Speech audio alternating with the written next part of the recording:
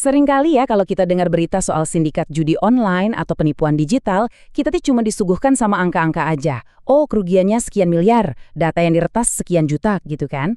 Tapi di bedah kasus kali ini, kita bakal singkirkan dulu semua statistik itu. Kita mau fokus membedah langsung harga paling mahal dari kejahatan ini, yaitu nyawa dan kewarasan manusia. Mari kita masuk ke realitas yang benar-benar gelap dan penuh teror, dan kita coba lihat langsung dari sudut pandang mereka, para korban yang terjebak di dalamnya. Coba deh kalian bayangin, gimana kalau impian terbesar kalian ternyata malah jadi tiket satu arah menuju neraka? Bayangin kalian ditawari pekerjaan impian, posisi yang dijamin bakal ngubah hidup kalian, ngangkat derajat keluarga dan ngasih kebebasan finansial yang udah lama dicari-cari. Kalian udah packing, naik pesawat mendarat dengan hati yang super antusias. Tapi, gimana kalau tepat di detik kalian melangkah keluar dari bandara, semua harapan itu dirampas dengan brutal.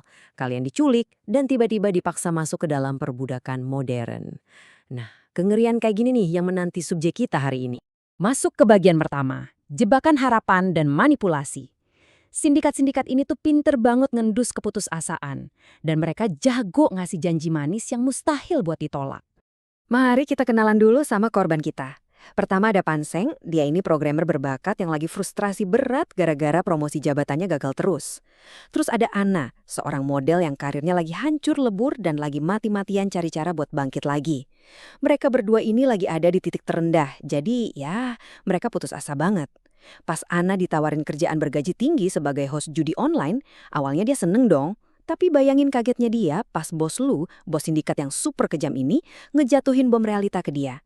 Kebebasanmu harganya 5 juta yuan. Di detik itu juga darah Anna seakan berhenti mengalir.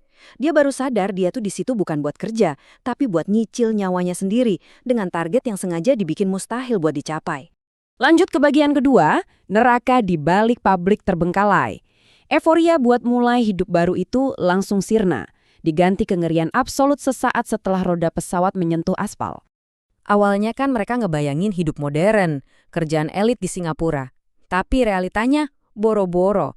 Mereka langsung diseret sama algojo bersenjata ke sebuah pabrik kumuh yang letaknya entah di mana, jauh banget dari peradaban.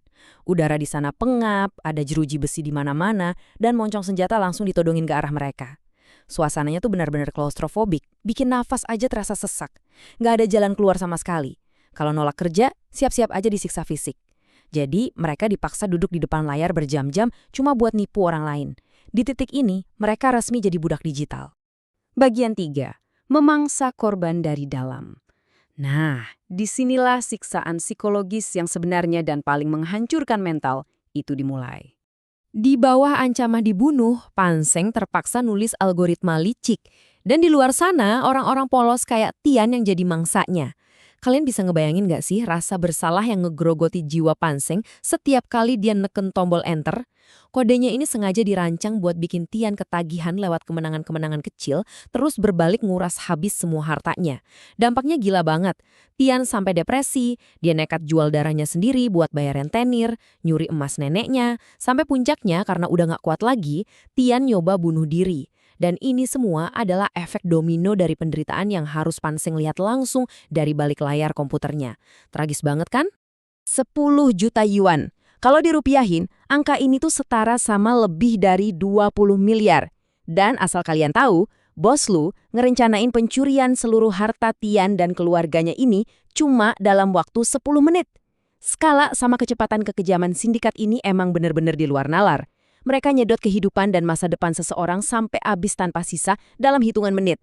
Terus mereka dengan santainya minum champagne ngerayain itu seolah-olah baru aja menang piala benaran. Bagian 4, jeritan bisu minta tolong. Walaupun terjebak di tengah paranoia yang mencekik di dalam pabrik itu, yang namanya insting manusia buat bebas pasti nggak pernah mati. Coba posisikan diri kalian jadi Panseng. Jantung kalian berdegup kencang banget sampai rasanya mau copot.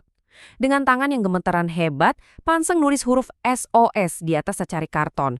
Terus dia ngumpat di toilet, keringat dingin udah ngucur deras, siap-siap mau ngebuang karton itu lewat jendela. Tapi tiba-tiba, bam! Jun, si algojo sindiket itu ngegedor pintu toilet kenceng banget. Panik luar biasa, Panseng nyoba nyiram karton itu ke kloset, kerannya malah rusak. Karena sadar nyawanya udah di ujung tanduk dan takut dieksekusi mati, Panseng akhirnya nekat menelan karton itu bulat-bulat. Bayangin, dia bener-bener tersedak oleh jeritannya sendiri yang minta tolong. Bagian 5. Hukuman brutal dan teror psikologis. Terus, apa jadinya kalau para budak ini ketahuan bikin kesalahan sekecil apapun? Sindikat ini tuh sadisnya nggak main-main. Mereka nggak cuma nyiksa fisik, tapi bener-bener ngerancang kengerian buat ngancurin pikiran korbannya. Ada satu tawanan namanya Jim. Wajahnya dihancurin sampai nyaris nggak berbentuk. Terus sengaja dibiarin jalan-jalan di sekitar pabrik, jadi semacam peringatan berjalan buat yang lain. Kalau Anna, dia disiksa mentalnya dengan target uang tebusan yang terus dinaikin semena-mena. Ditambah lagi, diancam bakal dikawinin paksa. Nah, buat Panseng, mereka mainin ketakutan terbesarnya, yaitu ancaman kalau keluarganya di kampung halaman bakal dibunuh. Jadi, terornya ini emang dirancang khusus dan disesuaikan buat ngancurin mental masing-masing orang. Suatu malam, ada kesempatan emas pas rombongan mereka berhenti di sebuah minimarket. Panseng diam-diam udah nyelipin uang kertas yang ada tulisan sandi SOS ke Jim. Wah, harapan langsung melambung tinggi nih. Tapi, realita emang kejam. Kasir minimarket itu nolak nerima uangnya gara-gara ada coretan SOS-nya. Jun, si Algojo, langsung sadar kalau ada pengkhianat di antara mereka. Darah mereka seketika membeku. Rencana yang udah dipertaruhkan pakai nyawa, hancur berantakan gitu aja di tempat umum. Rasanya pasti kiamat banget buat mereka saat itu. Habis kejadian itu, seluruh pekerja diseret balik ke pabrik dan dikumpulin. Jim dipukulin abis-abisan tanpa ampun di depan mata mereka semua. Di momen yang super mencekam itu, pas ngelihat Jim udah hampir mati gara-gara pendarahan, Panseng tiba-tiba melangkah maju. Dia ngambil alih semua kesalahannya. Coba bayangin, di tengah neraka yang sekelam ini, para tawanan justru nunjukin sisa-sisa kemanusiaan mereka. Mereka rela ngorbanin nyawanya sendiri demi ngelindungin satu sama lain dari monster-monster yang nyekap mereka. Dan tentu aja konsekuensinya bener-bener brutal. Tapi tahu nggak apa yang paling gila? Sebagai hukuman, bos lu nggak mukulin Panseng pakai tangannya sendiri. Enggak, dia justru maksa rekan-rekannya Panseng, orang-orang yang juga sama-sama trauma dan ketakutan, buat ngambil tongkat baseball dan ngeremukin kaki Panseng sampai lumpuh total. Bos lu ngelakuin ini buat mastiin ide buat kabur itu nggak akan pernah ada lagi. Secara harfiah karena kakinya hancur, sekaligus ngehancurin rasa solidaritas di antara mereka sampai nggak bersisa. Sakit jiwa banget kan? Buat Anna, hukumannya jauh di luar nalar. Karena dia sempat ketahuan mau nyoba kabur, Anna dimasukin ke dalam karung goni, diisi batu pemberat, terus dilempar ke tengah laut gelap yang dingin banget. Bayangin deh, air asin masuk ke paru-paru, sesak napas, Anna pasti udah mikir kalau dia bakal mati detik itu juga. Memang sih, ini ternyata cuma eksekusi palsu yang sengaja direkayasa Jun, biar bos lu ngira Anna udah diberesin. Tapi tetap aja, video pas dia tenggelam itu diputar berulang-ulang di layar pabrik buat neror sisa tawanan yang ada. Benar-benar matiin semua harapan mereka buat selamat. Kita masuk ke bagian 6, penyelamatan yang menyisakan luka. Setelah rentetan keputusasaan yang panjang banget, akhirnya ada setitik cahaya terang.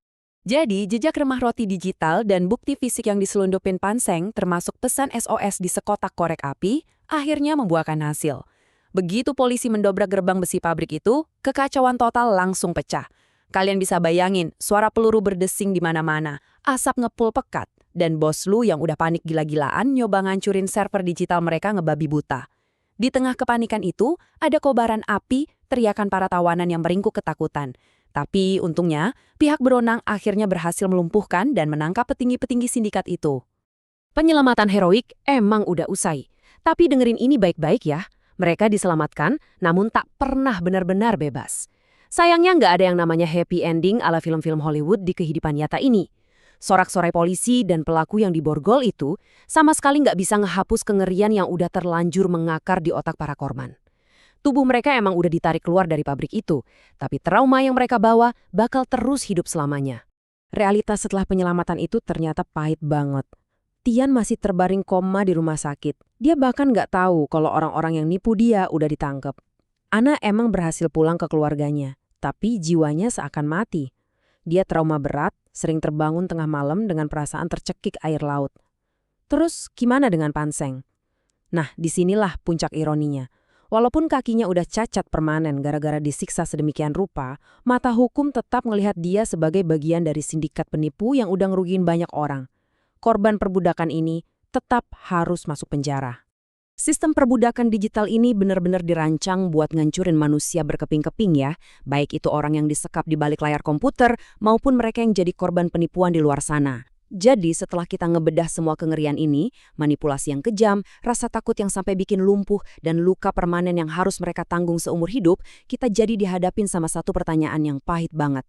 Saat tubuh mereka akhirnya berhasil bebas, bisakah mereka benar-benar lari dari penjara trauma yang sekarang menetap abadi di pikiran mereka sendiri? Teruslah waspada ya, karena kadang realita itu jauh lebih gelap dari yang pernah kita bayangkan. Sampai jumpa di bedah kasus selanjutnya.